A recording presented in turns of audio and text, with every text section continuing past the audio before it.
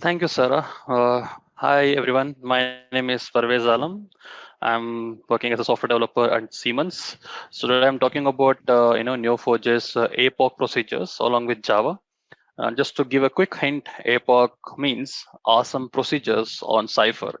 So people nobody knows actually.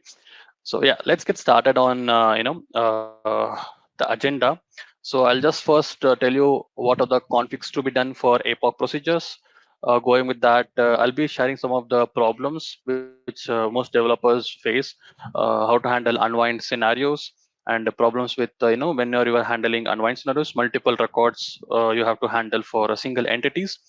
Then there are certain scenarios where you have to make sure which are the read and write operations, and which will have effects for at the rate transactional queries. Then I will help you on how to profile your query and how you can improve your performance. Then why you have to avoid APOC at certain use cases. Okay, so yeah, so yeah.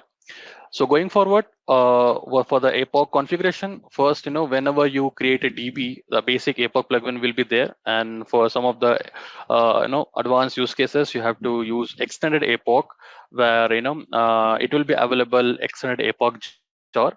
So right away, I'll just quickly show you. So this is the Neo4j desktop. Whenever you create a new project and create a local DBMS with your DB name and username and password. So let me show you with this case. So once you head over here, you can able to see plugins for APOC. So here you can install basic plugin.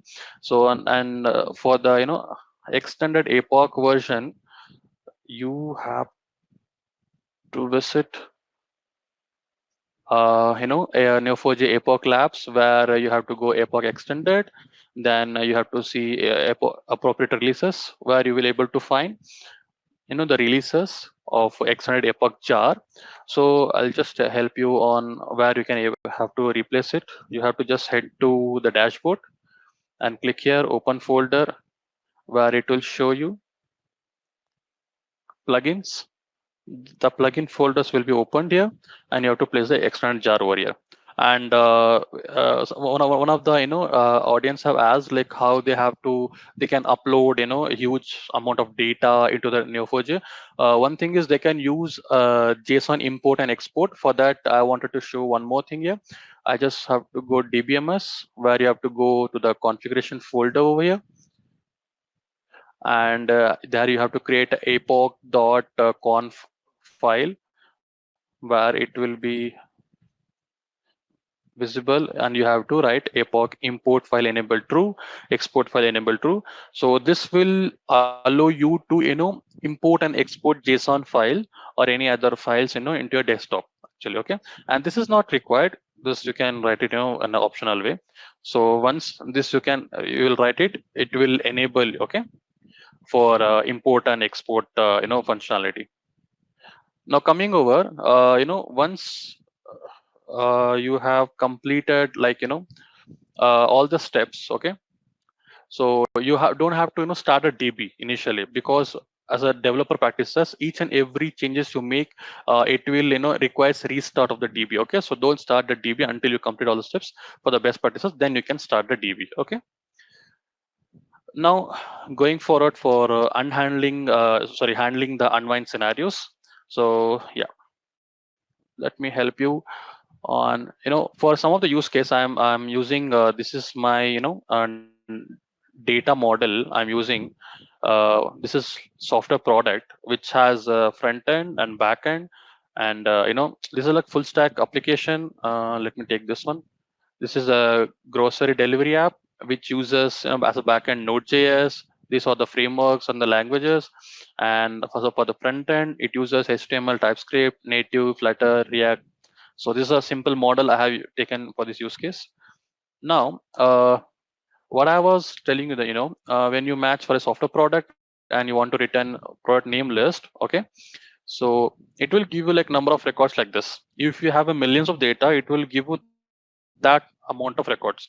And you might simply think you can able easily go and use collect option over here like this, and it will become a list as a one record. Okay, this you can do if you have a simple record actually. So going forward, if you have a complex data structure, okay, like where you have to give software product and the tech stack and who is the developer using it, like a custom data type. Okay, so for that use case, collect is no more useful, and you cannot able to return it when you're working with Java actually.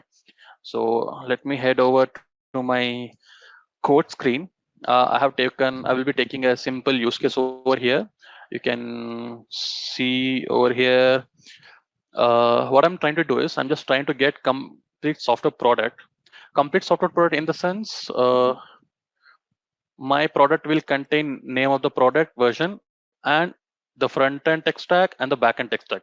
So it's a complex data structure for this use case. So I'll be passing the ID right over here. So like I'll just quickly go to the query. Later I'll explain you what exactly I have used it over here. Okay. For instance, I'll remove this one. Now I'll just quickly execute this query. This is a simple query where I am matching the pattern and trying to return the data type. This is the complex data type which I'm trying to return. Okay. Okay. Now it have run. Okay. Now what I'm trying to do is I will try to take a ID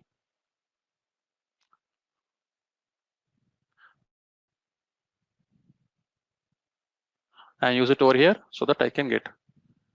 Oh, I'm getting some error over here. Let me go through and check it. What exactly it is.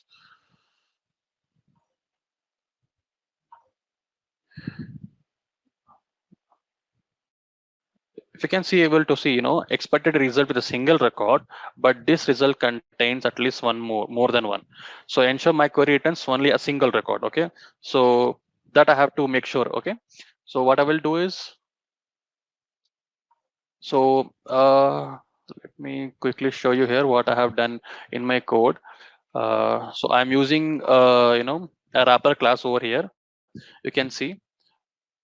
So single entity as a result for read transactions, where I will be using query parameters and result key. I have implement. Let me show quickly the implementation. Yeah. So here is my query. I will be using it. Let me comment this query. For instance, I'll use this one. Okay. Yeah. Even this query is the same one. What I have just used, I have used just finding the software product, and then I have used APOC procedure so that it will find it's there or not. Okay. Okay. Let me again hit.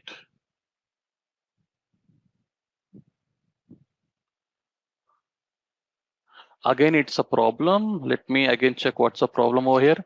So now this time it is showing writing in read access mode not allowed, attempted write to Neo4j. Okay, that's a problem here. So in my query, let me show you quickly what I have done. I have used APOC function over here.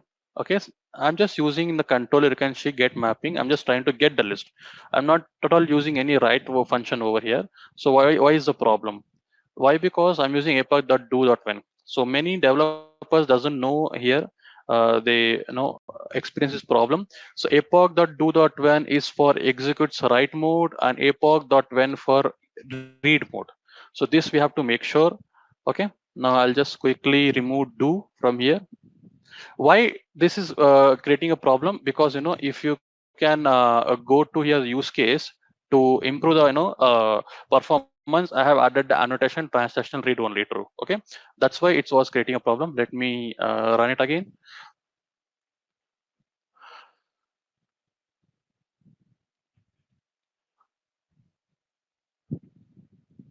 Now let me again. Now you can able to see, I can able to get the output. Okay, that works fine. So now We have done single entity, we have solved read and write operation, problems with transactional, and we have to profile our query. Okay. So let me take this same query, okay, which I was using over here. This one.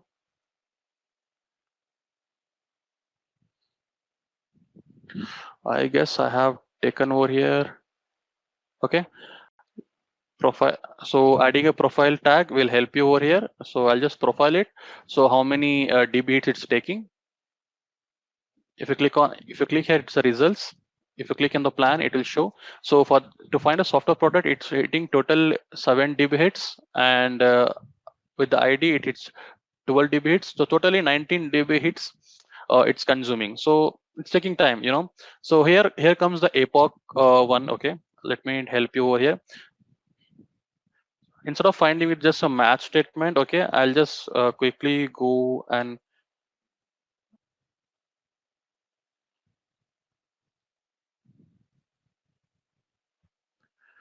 there is a function called call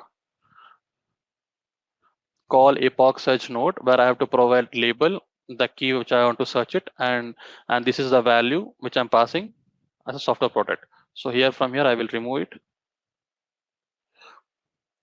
Now it does the same thing. It finds and it checks for the pattern and then it gives the result. Okay, previously it was taking 19 dB hits. Let me check. You can able to see here it takes 0 dB hits, 2 dB hits.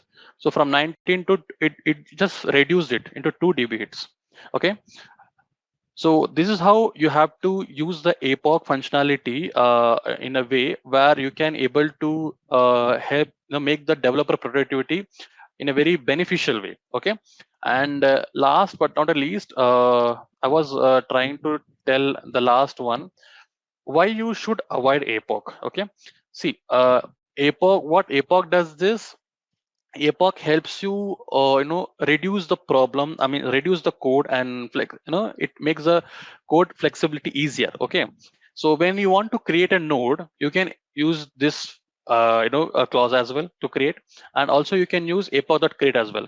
So when there is a create, why you want to use APOC.create? So when you want to give labels and when you want to provide a relationship or you want to fetch it from from one code to another code, so in a very complex way if you're trying to use it, then APOC procedures are useful for you, because APOC does underlying way a lot of operations to be done, so it should be uh, performance impacting one. Okay, so obviously it gives efficient results for you, but if you don't have that much use case, a larger use case, you can go with the simple one, create or delete like this. You don't have to go with the APOC functions. Only if there is a one thing you want to go for a complex use cases, or like thousands of data are there, okay, you want to reduce it. In that cases you have to go with the APOC functions, the one. So yeah, that's all trying to cover from my end. And if you guys have any questions, I'm good to go. And the code and the slides are available in my GitHub repo. You can connect me on LinkedIn.